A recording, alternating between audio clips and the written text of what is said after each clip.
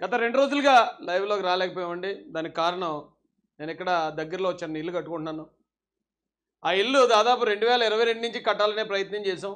కానీ బయటికెళ్ళి ఇల్లు కట్టుకుంటే ఈ వైసీపీ రౌడీ మూకలు, లేకపోతే వైసీపీ డైరెక్షన్‌లో వస్తున్న పోలీసు వాళ్ళు, వాళ్ళ దగ్గర నుంచి రక్షణ లేక వద్దులే ఇల్లు ఇప్పుడేం కడతాంరా బాబు అని చెప్పి ఆగిపోవడానికి అదొక కారణం. రెండో కారణం ఇసుక. ఇసుక లారీ దాదాపుగా 40,000 నుంచి 50,000 అమ్మేవారు వైసీపీ వాళ్ళు. 40,000, 50,000 ఏంటి నాలంటోడు అక్కడ ఇల్లు కట్టుకోగలుగుతాడండి ఇసుక కొని. ఇక అది కాకుండా మట్టి, ఒకవేళ ల్యాండ్ ఫిల్ చేసుకోవడానికి మట్టి కావాలి కదండి. ఆ మట్టి ఒక ట్రక్కుకి లారీకేమో 2,000, అక్కడ మట్టికేమో 2,000. దారిలో జగనన్న టోల్గేటు, ఆ టోల్గేట్కో 3,000. అంటే దాదాపు ఒక లారీ మట్టితోటి మనం అక్కడ ఫిల్ చేసుకోవాలంటే 7,000 ఖర్చు అయ్యేది. అమ్మ ఈ టైంలో ఏం కడతాంలే మనం అని చెప్పి ఆలోచన ఉన్నా కానీ విరమించుకున్నాం. ఇప్పుడు చక్కగా తెలుగుదేశం పార్టీ వచ్చింది, తెలుగుదేశం కూటమి గవర్నమెంట్. దీంతో ఇసుక ఫ్రీ అయిందండి. దాంతోపాటు మట్టి తోలించుకునే వాళ్ళకి ఆ టోల్గేట్లు తీసేశారు. టోల్గేట్ కరం లేదు ఇప్పుడు. లేదంటే లారీకి, ట్రాక్టర్కి అయితే 600, లారీకి అయితే 1000 నుంచి 3,000 రూపాయలు. ఎవడు కడతాడండి? ఆ డబ్బంతా జగన్ రెడ్డి గారి బినామీల చేతిలో క్యాష్ రూపంలో వెళ్ళిపోయింది. ఇప్పుడు ఆ డబ్బులు మిగులుతున్నాయి. ఏదో ఐరన్ లేకపోతే సిమెంటు, అవి కూడా రేట్లు తగ్గే పరిస్థితి.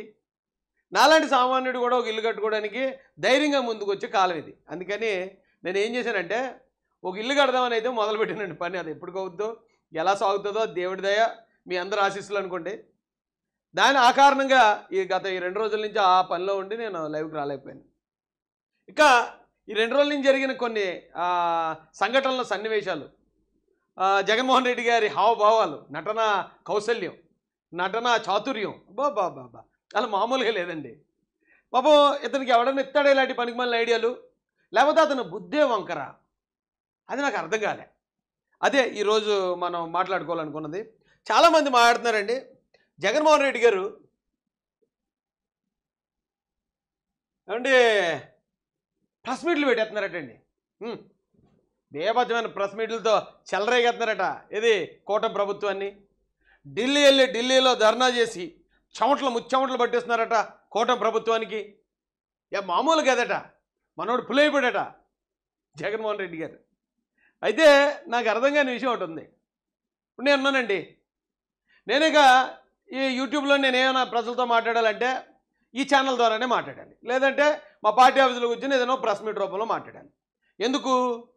నన్ను అసెంబ్లీకి వెళ్ళకుండా జగన్మోహన్ రెడ్డి అడ్డుకున్నాడు కాబట్టి, నాకు టికెట్ ఇస్తే అయ్యి బాబు కొంపలు మునిగిపోతాయని బాబు రాజకీయ ఇవ్వద్దండి అని వీళ్ళ ప్రచారం ఏళ్ళు చేశారు.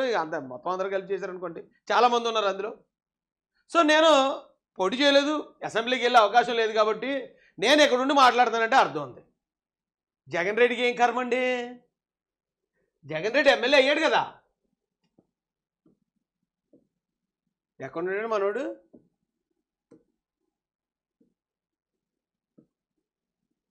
ఇతను ఎమ్మెల్యే అయ్యాడు కదండి. కోట్ల రూపాయలు ఎండైంది. అంటే ఎమ్మెల్యే అయిన తర్వాత ఢిల్లీ వెళ్ళి పోరాటం చేయడం ఏంటి, లేదా ప్రెస్ మీట్లో పోరాటం చేయడం ఏంటి? నాకు తెలిసి చిన్నప్పుడు నేను ఒక కథ విన్నానండి. ఒకటట సంవత్సరం అంతా కుస్తీ పోటీలకి ట్రైనింగ్ తీసుకున్నాడట. సరిగ్గా రేపేరా బాబు కుస్తీ పోటీలు, రారా పోటీకి వచ్చి నీ పనుడుదానం ఏదో చూపించరా అన్నారట. అప్పటిదాకా ఈ సంవత్సరం అంతీడు మంచి కండ్లు గట్ట పెంచేసి ఎలా డోండాను ఓడించేస్తాను, దుమ్ము లేపేస్తానని ఏదో ప్రగల్భాలు పలికేవాడట. కరెక్ట్గా కుస్తీ పోటీల టైం వచ్చింది. రేపే కుస్తీ పోటీలు, రారా బాబు బరిలోకి రా అన్నారట. ఈడు మాత్రం లోపలికి వెళ్ళిపోయి, ఇంట్లోకి వెళ్ళిపోయి, బెడ్రూమ్లోకి వెళ్ళిపోయి తలుపు వేసుకుని గడేడేసి తొళ్ళ కొడేస్తున్నాడండి. అంటారా ఎవడన్నా సరే తేల్చేస్తాను రా, ఎవడన్నా లేపేస్తాను రా అని. ఆడు ఎక్కడికి వెళ్ళి చేయాలి? ఆడి పనుడుతనం తెలియాలంటే ఆ బరిలోకి దిగి అవతల పోటీదారుడు ఎవడో ఆడి మీద చూపించాలి. బరిలో దిగడు మనోడు లోపలికి వెళ్ళిపోయి తలుపులు గెళ్ళేసుకుని తొల్ల కొడేస్తాడు. సేమ్ జగన్ గారు చేసే పని అలాగే ఉంది కదండి. నిజంగా జగన్మోహన్ రెడ్డి గారు అన్నట్టు 36 మందిని చంపెత్తే, ఈ రాష్ట్రంలో మొత్తం నిజంగానే నేరాలు ఘోరాలు జరిగిపోతూ ఉండుంటే, ఈ రాష్ట్రానికి అప్పులు అయిపోతూ ఉండుంటే ఎక్కడ మాట్లాడాలి ఆయన? ఆల్రెడీ అసెంబ్లీ సెషన్ జరుగుతుంది. అసెంబ్లీ సెషన్లోకి వెళ్ళి అక్కడ నీకు చంద్రబాబు నాయుడు గారు ఎదురుగా ఉంటారు, లోకేష్ గారు ఎదురుగా ఉంటారు, పవన్ కళ్యాణ్ గారు ఎదురుగా ఉంటారు.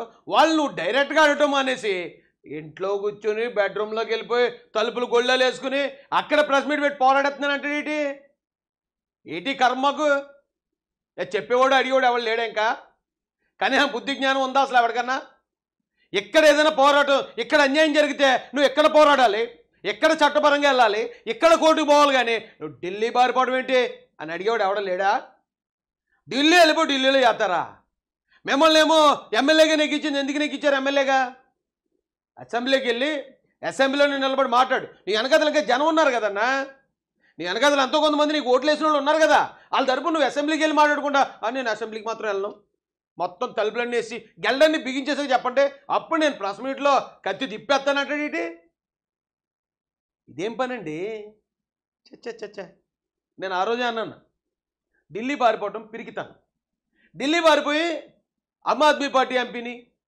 ఇంకొక సమాజ్వాదీ పార్టీ ఎంపీని ఇలాంటి వాళ్ళని బతులాడుకుంటే వాళ్ళు వచ్చి ఏడు మేము ఉన్నాం ఇటు ఒక ఎంపీ ఆఫ్టర్ ఆల్ ఎంపీస్ వాళ్ళు ఒక అఖిలేష్ యాదవ్ తప్పితే మిగతా వాళ్ళు అందరూ ఎంపీలే అక్కడ ఒక సాధారణమైన ఎంపీలు వచ్చి జగన్మోహన్ రెడ్డి గారికి ధైర్యం చెప్పే పరిస్థితికి దిగజారిపోయింది వాళ్ళ వైసీపీ పార్టీ